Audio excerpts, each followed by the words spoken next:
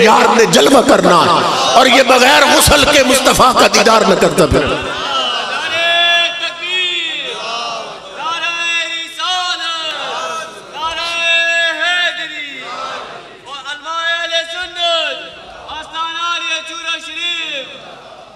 ये बगैर गुस्ल के मुस्तफा का दीदार न करता फिरे। इसे खुशबू लगाओ, बगैर खुशबू के यार का दीदार न करता फिरे। खुशबू भी लगी, लिबास भी बदला और कहा जब लिटाओ कब्र में उसका चेहरा भी किबले की तरफ कर दो, रुख फेर दो किबले की तरफ कि इधर से ही यार आएगा, इधर से ही यार आएगा। हफीज जलंधरी मरहूम ने एक सवाल पैदा किया था और शाह नसीरुद्दीन नसीर ने उसका जवाब दे दिया। हफीज कहता है जहां कतरे को तरसाया गया हूं वहीं डूबा हुआ पाया गया हूं, सपुर्दे खाक ही करना था मुझको तो फिर काहे को नहलाया गया। हफीज जलंधरी कहता है वो लोगों अगर मच्छी ही डालनी थी मुझ पर फिर काहे को नहलाया गया, फिर गुस्ल देने की जरूरत क्या थी, क्यों नहलाया था मुझे। शाह नसीरुद्दीन नसीर जवाब देते हैं, कहते इसलिए गुस्ल दिया कि नजर बहाल में पाकीज़गी पड़े उन पर मुसाफिराने लहद इसलिए नहा के चले, कि नजर बहाल में पाकीज़गी पड़े उन पर मुसाफिराने लहद इसलिए नहा के चले। तो मौत हमें इसलिए हवा लगती है, इसलिए डरते हैं मौत से कि हमने मौत की कोई तैयारी नहीं कर रखी। तो जिन्होंने तैयारी कर रखी है मौत उनके लिए तोहफा बन जाता, तोहफा बन जाता। हजरत रबी बिन हिराश और रिबी बिन हिराश दो भाई थे और इन्होंने कसम खाई थी कि हम जब तक ये यकीन न कर लें कि हम जन्नती हैं हम पे हंसना हराम है। जिंदगी भर दोनों भाई नहीं हंसे, इतना खौफ था। फरमाया करते थे कि अगर दोज़ख जाना है तो फिर हंसना कैसा, हमें तो उसकी फिक्र ही कोई नहीं। कहते थे दोज़ख जाना है फिर हंसना कैसा, तो जब तक यकीन न हो कि हमारा ठिकाना जन्नत हम कैसे हंसे। इसी तरह एक बुजुर्ग थे, रास्ता चलते अगर कोई कहता ना अस्सलाम वालेकुम वालेकुम अस्सलाम, सलाम दुआ होती, तो पूछता हजरत कैसे हाल है आपके, तो रोकर हमेशा यही जवाब देते, फरमाते दोज़ख से बच गया तो सब खैरियत, जहन्नुम से बच गया तो सब खैरियत, अगर आग में जलना है तो फिर हंसना कैसा। तो नहीं हंसे दोनों भाई। और बड़े बड़े मुहद्दिसीन लिखते हैं कि जब दोनों अपने अपने वक्त पे फौत हुए लोग इन्हें तख्ते पे गुस्ल दे रहे थे, ये दोनों हंस रहे थे और उस दिन बंदों को यकीन हो गया कि इन्होंने अपना ठिकाना जन्नत देख ली। और इनमें से एक भाई उसको गुस्ल दे दिया, कफन दे दिया, जनाजा तैयार, घर वाले किसी का इंतजार कर रहे थे कि वो पहुंच जाए तो फिर जनाजा उठा के जनाजा गाह ले चलते। अब ये लेटे हुए थे,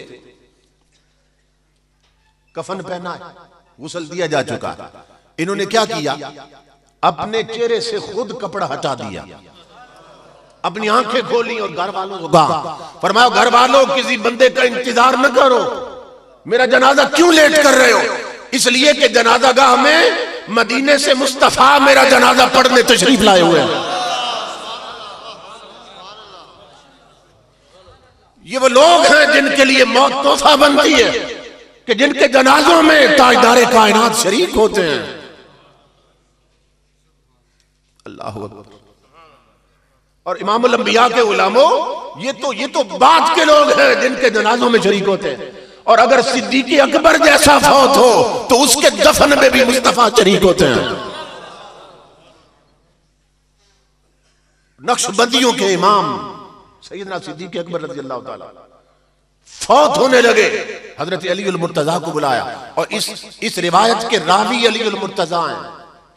आप फरमाते हैं मुझे बुलाया आपने और फरमाया अली मेरा महबूब सोमवार को गया था और मैं भी सोमवार को चला जाऊंगा। अली तुझे वसीयत कर रहा हूं कि जिन हाथों से अली भाई तूने रसूलुल्लाह को गुस्ल दिया था उन्हीं हाथों से मुझे भी गुस्ल देना। अली अल मुर्तजा ने पूछा दफन कहां करना है, सिद्दीक़ अकबर ने फरमाया अली भाई गुस्ल तुम्हारे जिम्मे, जनाजा तुम्हारे जिम्मे।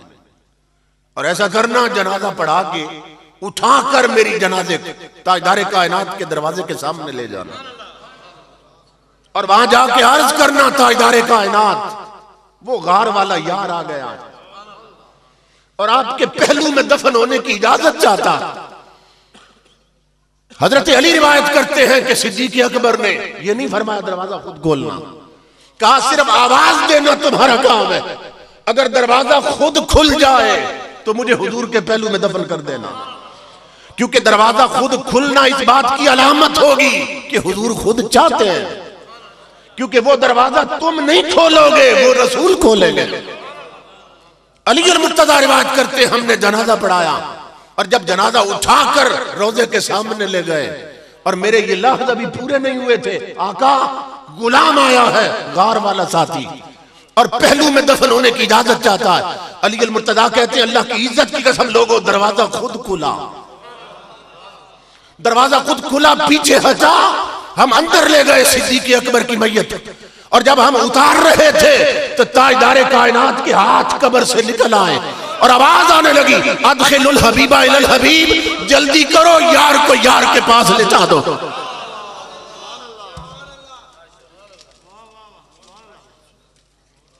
इमामुल अंबिया के गुलामों, ये वो लोग हैं जिनके लिए मौत तोहफा बन जाती है, ये वो लोग हैं जिनके लिए मौत तोहफा बनती है।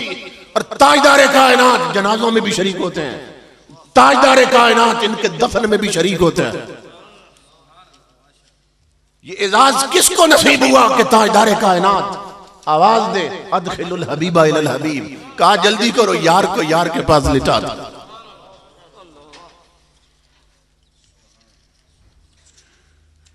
मौत एक तोहफा है, ये समझाना चाहता हूं।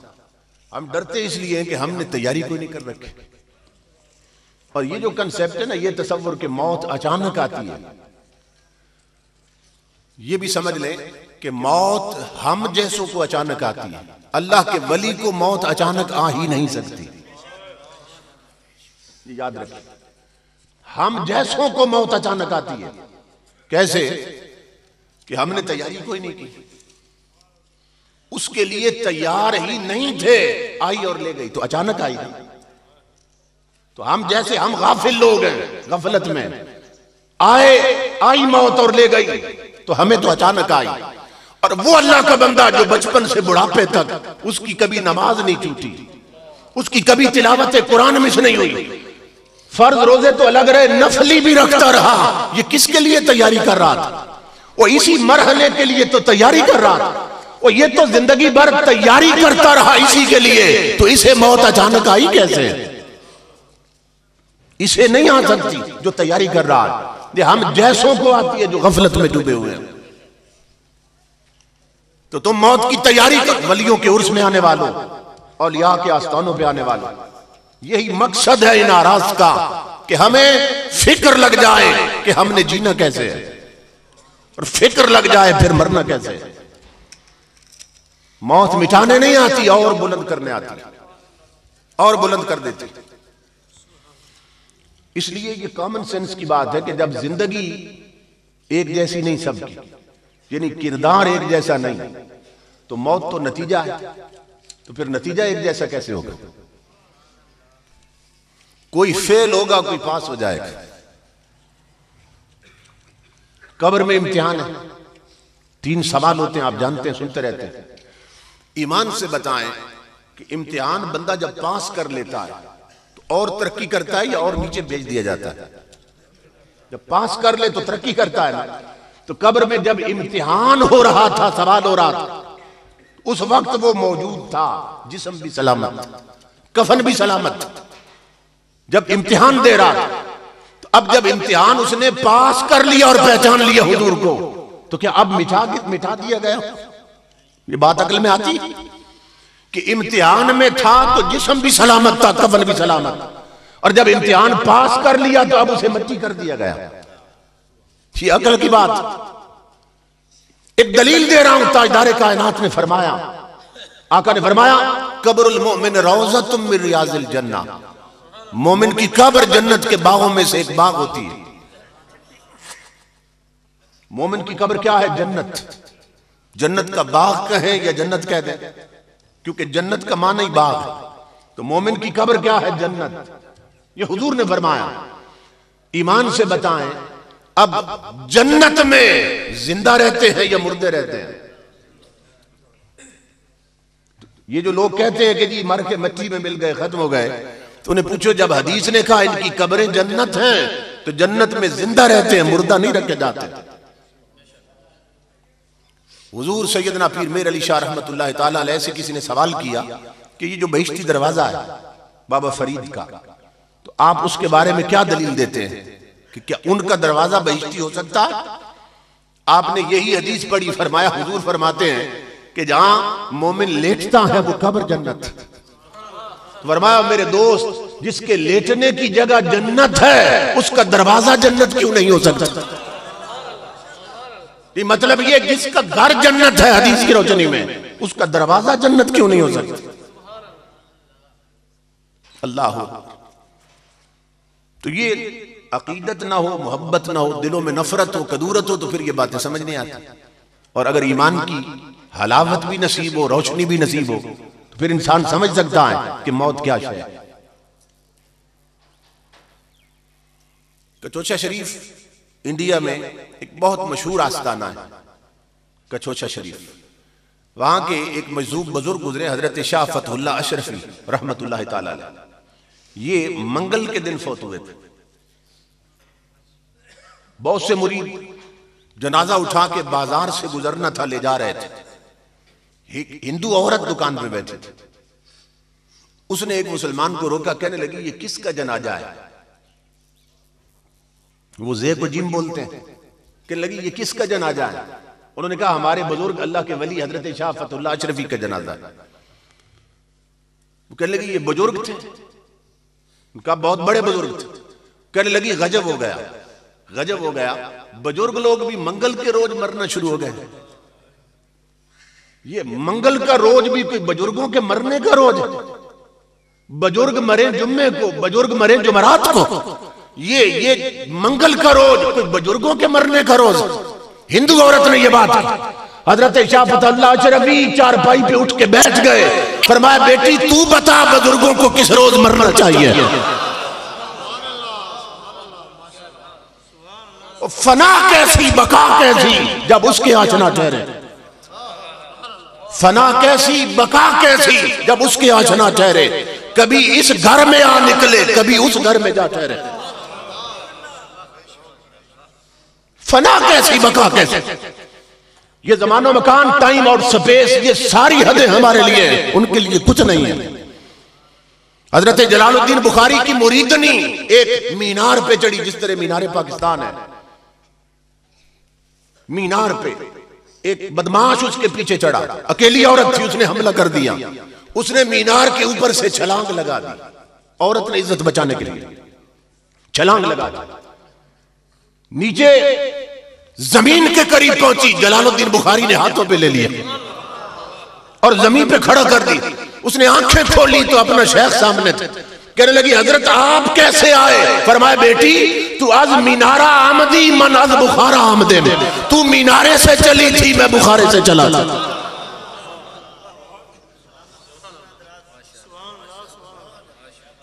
फना कैसी बका कैसी जब उनके आशना ठहरे, जब उसके आशना ठहरे। कभी इस घर में आ निकले, कभी उस घर में जा ठहरे। हजरत शाह फतहुल्लाह अशरफी चारपाई पे उठ के बैठ गए और ये इंडिया की तारीख में ये वाकया, खड़े हो गए, बैठ गए, फरमाने लगे, बेटी तू बता बुजुर्गों को किस रोज मरना चाहिए? कहने लगी, बाबा बुजुर्ग मरे जुम्मे के रोज या जुमरात के रोज। आपने फरमाया, मुरीदो चारपाई वापस ले चलो, अब हम जुम्मे के दिन मरे। मुरीद चारपाई वापस ले गए, मुरीद चारपाई वापस ले गए। जुमे का दिन आया, खुद गुस्ल किया, कफन पहना, कफन चूमा, चारपाई पे लेटे, फरमाया, अब उठा लो, हम जा रहे हैं। इमामुल अंबिया के गुलामों, जनाजा जा रहा था, उसी बाजार से गुजरना था, वही औरत बैठी थी। जब चारपाई सामने से गुजरी ना, बाबा जी ने फिर सर उठाया, फरमाया, बेटी तसल्ली से बता, आज जुमा ही है ना? जुमा ही है। उसकी चीख निकली, कहने लगी बाबा मान गई। फरमाया क्या मान गई? कहने लगी मान गई तेरा खुदा भी सच्चा है, मुस्तफा भी सच्चा है। हिंदू औरत ने कलमा पढ़ लिया।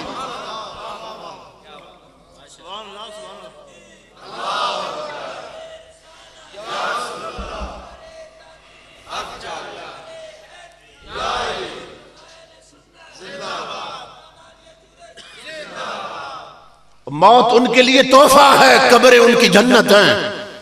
और नक्शबंदियों के इमाम हजरत मुजद्दिद अल-अफ़सानी फरमाते हैं, ये बहुत बड़ी बात आपने फरमाया, लोगों जब मैं फौत हो जाऊं और मेरी कब्र की मुट्ठी मट्टी लेकर, मेरी कब्र की अगर मुट्ठी मट्टी भर के किसी गुनहगार की कब्र में डाल दी गई, फरमाया उस